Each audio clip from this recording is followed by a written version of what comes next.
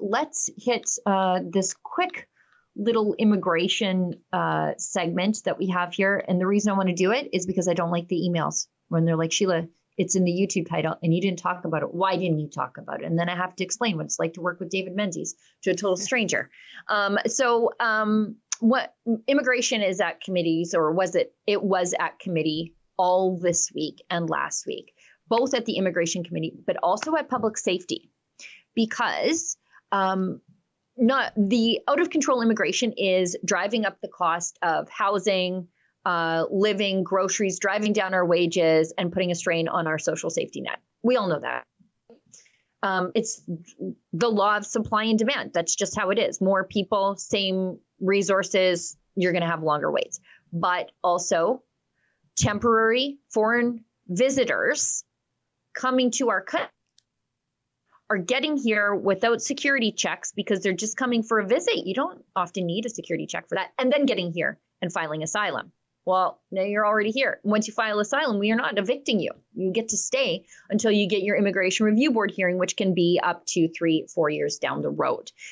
Also, if you come here on a student permit, you get here. Student permits from a lot of countries don't require a police background check. And once you get here, you can file asylum. So you have these fake diploma mills which allow you to get into the country, and then you get here and you claim asylum and no background check. You're just here now. You're a student and then you're a refugee. So Premier Doug Ford, a moment of conservatism, striking him. Let's watch this video. Get up and contribute to society. We can't keep paying billions of dollars. And 25% on Ontario Works, and I feel sorry for these people, the asylum seekers and the refugees. The government of Canada has to give them a working permit. It's taking 18 months to 2 years. They're living in the apartments up the road here, and they want to work. But guess what? They're costing the taxpayers of Ontario $1 billion. On Ontario Works, 24% of the people are refugees and asylum seekers. And again, these people want to work. They aren't lazy. They aren't sitting there saying, I'm not going to work, I want to collect. It's total opposite. I need a working permit from the federal government, and if we give it to them, we can get them out there working right away. Hang on. I was wrong. I thought he had a moment of conservatism, but by not wanting people on welfare. So I guess that's conservatism, but it's Doug Ford, so he disappointed me on the backside. I thought he was going to say most of these people are, or 25% of them are on social assistance because they don't have work permits. We are taking in too many immigrants. That's not what he said. He said they need more work permits, which then drives down the cost of wages. So I was wrong. Doug Ford continues to disappoint. Well, Sheila, I too am going to disappoint you with my response. I'm afraid I didn't hear a single word of what Premier Ford was saying. I was fixated on the highway moving so quickly. Those cars were going at least 35 to 40 kilometers an hour. I mean, so it wasn't quite rush hour yet, but wow, that is the state of things in the GTA, and probably why Premier Ford is talking about making a tunnel under the 401 for a subterranean 401. It's only going to cost $1 trillion or so. We haven't talked about where the funding's going to come. Do you know what? But look at that. For a tunnel. Boy, that's the Indy 500 right there, Sheila. I would, as an Albertan who frequently visits Toronto, if there were a tunnel that I could avoid most of Toronto, I'm happy to help you with that. I will live like a mole when I'm in Toronto if I don't have to go up into the Toronto part of Toronto. I'm happy to be a lizard that lives under the ground. One last video on this.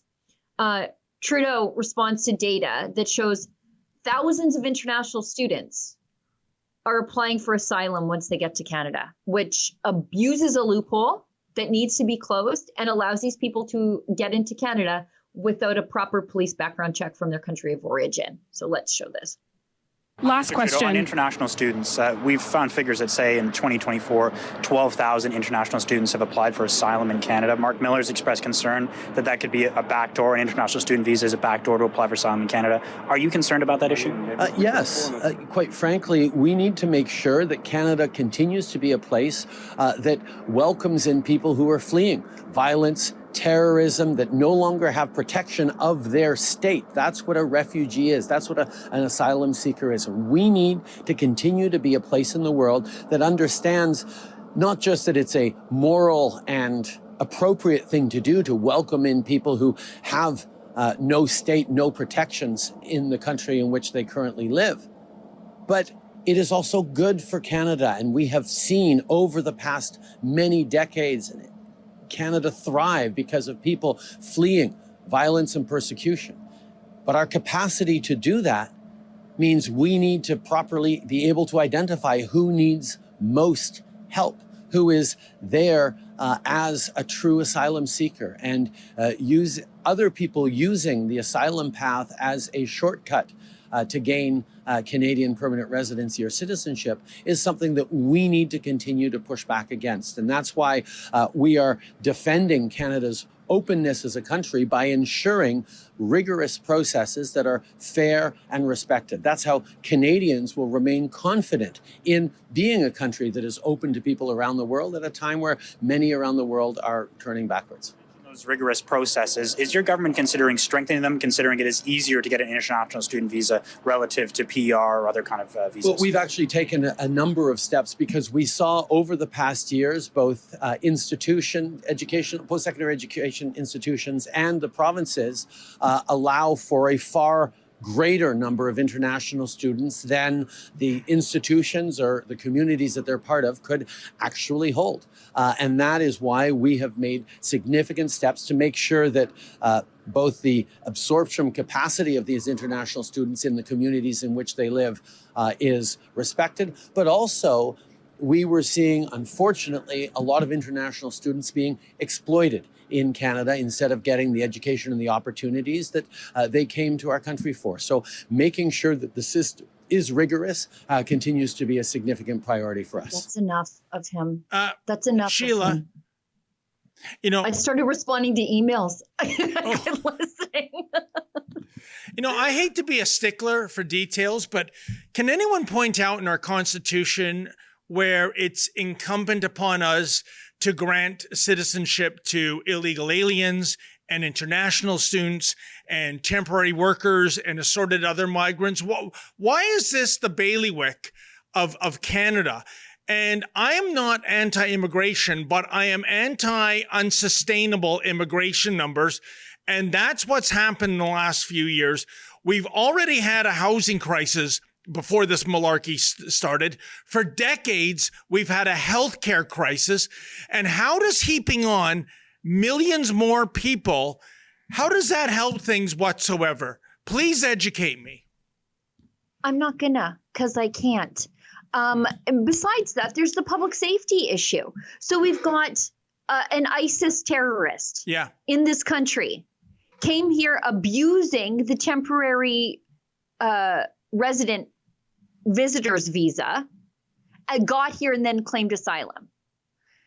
And then somehow magically he gets his citizenship just months ago, sponsors his son to come over, and the two of them plot a terror attack in Toronto against the city's Jewish community. And the only reason we were able to stop them was France tipped us off. And then because of this problem of temporary visitors who are not properly security screened coming here and then after the fact claiming asylum, which is not supposed to be allowed, by the way, and foreign students coming here and then claiming asylum without proper security screening, we are becoming a launch pad for terror into the United States. Just 2 weeks ago, we've got a guy using Canada as a launch pad for his terror plots into the United States, again, wanting to kill Jews. So with that happening, besides the cost of living issues that not just harms existing Canadians, old stock Canadians, as the phrase goes, but also new Canadians too, harms them too. They're not getting their Canadian dream that was promised to them, because they've got to compete with just the steady deluge of people. But it's a public safety issue, not just for Canadians, but for Americans now. Maybe you think we could pump the brakes and rethink about all of this until we get it straight? No, Justin Trudeau's like, no, it's our duty to be the island of lost toys for the world. No, and Sheila, what is egregious about what you just said? You're absolutely right. The first time it was France tipping us off about the father and son bonding "Let's Kill Jews" caper. The second time it was authorities in New York State. Yeah. And that's because, when I speak to my sources in law enforcement, Sheila, when people ask, where the hell is CSIS? Well, CSIS is understaffed. It's underfunded. They don't have the resources. Morale, I understand, is in the pits. In fact, people at CSIS are leaving for private sector jobs in security that are higher paying and less stressful. So our fallback strategy is, golly, we hope, we keep our fingers crossed, pinky swear, that one of our allies will alert us when some of the bad hombres roll into town to plan a terrorism act. I would say, Sheila, this is a winning platform issue for Pierre Poilievre. Say that we are going to make CSIS great again, if it ever was great. But you know what I'm saying? We are going to build this back. We're going to take care of our own sandbox and not rely on other nations to tell us about, capers. In both those examples you cited, we could have been talking about hundreds of dead people, for God's sakes. Oh, for sure. Except the one guy wanted to do it medieval style. He had axes and swords and whatnot. His preferred tool of choice when he's butchering people, as we know from his ISIS video. But yeah, it could have been a mass casualty event. It's a blight on Canada that we have allowed ourselves to become this. And I say we, I mean Justin Trudeau. Right-thinking people had no part of this, and they've been sounding the alarm bells for a very long time. And CSIS, I'm sure they're getting demoralized by doing the political work of spying on convoy sympathetic grandmothers. Good point. It's the news event of the year. Canada's most controversial premier sits down with Canada's most controversial journalist, and everything is on the table. Come watch Ezra Levant one-on-one with Alberta Premier Danielle Smith in front of a live studio audience in Calgary. Nothing's off limits. Nothing's held back. Questions that would make Justin Trudeau invoke martial law. Answers that will make Stephen Guilbeault pee his pants. You're not going to want to miss this one. But you have to be there, in person, at the Rebel News Live mega conference in Calgary on October the 5th. Tickets are limited, so drop everything and go to rebelnewslive.com right now. Special discounted prices for Patriots and special extra high prices if you're with the CBC. Go to rebelnewslive.com now.